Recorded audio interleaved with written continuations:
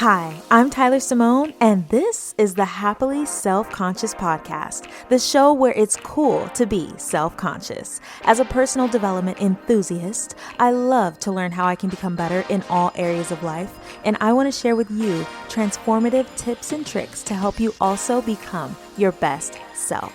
Together, we'll learn how we can become more self-conscious. Let's do it.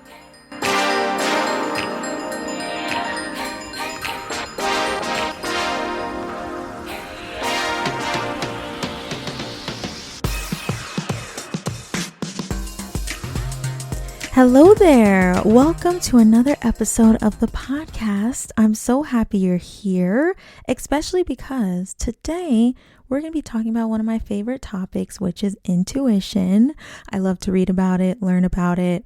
It's just so interesting to me. And if it's also interesting to you, after this episode, go listen to episode number 24, because in that one, I talk about what intuition is, what it means to be intuitively intelligent, how to increase your intuitive intelligence, and all of the benefits of following your gut. And there are many. There really are. It's a totally different way to live.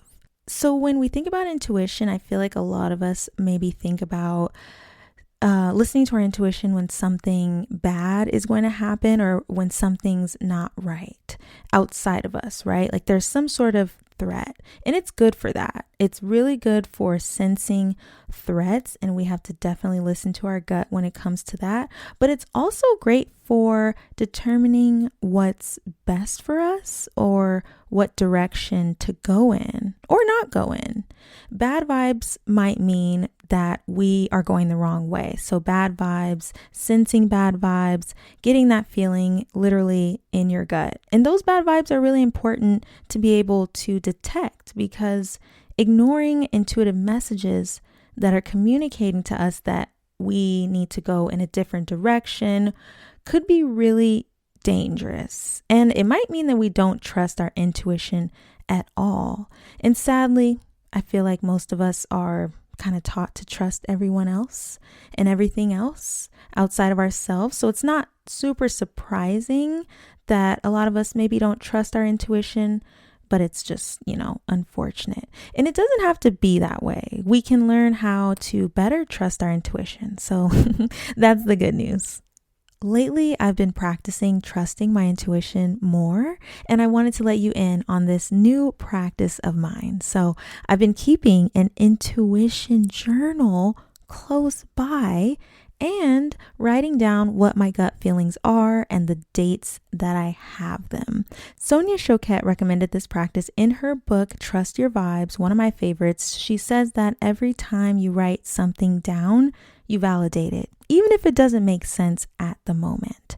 Quote, "It trains your mind not to dismiss or ignore these subtle messengers, but instead make a note of them and expect them to make sense eventually." End quote.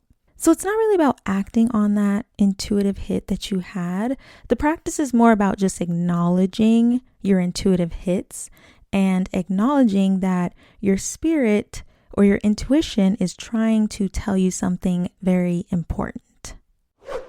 Looking to plan your life and make it a little brighter? The Happy Planner has you covered with customizable disc-bound planners and collections for everything from wellness to faith, teaching, and beyond. They make organizing your life a little more joyful.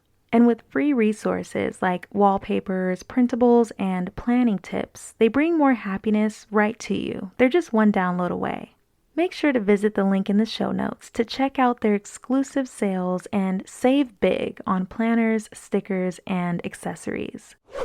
My intuition journal is teeny tiny. It's a little bit bigger than the palm of my hand, which I love because I can just kind of toss it in my purse and take it with me wherever I go. And I've been able to put what it is that my intuition is communicating into words since doing this whole practice. It's really similar to free writing, which is a journaling technique where you just kind of let the words flow. No editing, just a stream of your thoughts. And speaking of that, I'll make sure to link a recent blog post I wrote about free writing and other journaling techniques. I'll link it in the show notes. But back to the intuition journal. So having one to write down what your intuitive hits are when they happen, it's its own special practice because you start to get really, really clear about what you're feeling. And normally you might notice that you're getting bad vibes from something or someone, but you might just know that you don't feel good doing that thing or being around that specific person. But after allowing your intuition to speak more often and acknowledging it more often by writing things down in the moment, you get more and more clear on the specifics of why you feel those things. It's like scary clear. And you might also start to notice that you have lots of intuitive hits. This is how I feel. You might start to notice that you have more hits than you have ever realized because we aren't always choosing to be aware of what we're feeling. You kind of have to choose to pay attention to your intuition in order to hear it. I learned that when we stop ignoring our intuition, we reestablish the connection that we have to our true self, because that's who's speaking after all. And we strengthen that connection. Intuition, it truly is our true self talking. And we all have an intuition, but we're not always being aware enough to catch those gut feelings when they happen. Honestly, I've been really surprised by some of my intuitive hits. Some of them sound a little crazy in the moment, but it's just really interesting to see what my inner self is feeling in relation to what's going on around me in real time. So if you're looking to work on being more self-aware or being more mindful of how you feel, and you're kind of up to try something new, I definitely suggest keeping an intuition journal to just acknowledge the intuitive hits and the inner guidance that's being revealed to you throughout your day. The quote for today is, "Your intuition knows what to do. The trick is getting your head to shut up so you can hear." Thank you so much for listening and for being here. If you have a topic that you'd like me to discuss, feel free to drop it in the podcast suggestion box linked in the show notes. And then check out the Lifestyle and Wellness blog, the Happily Self-Conscious Wellness blog, which is also linked in the show notes. And of course, make sure to have a great rest of your day.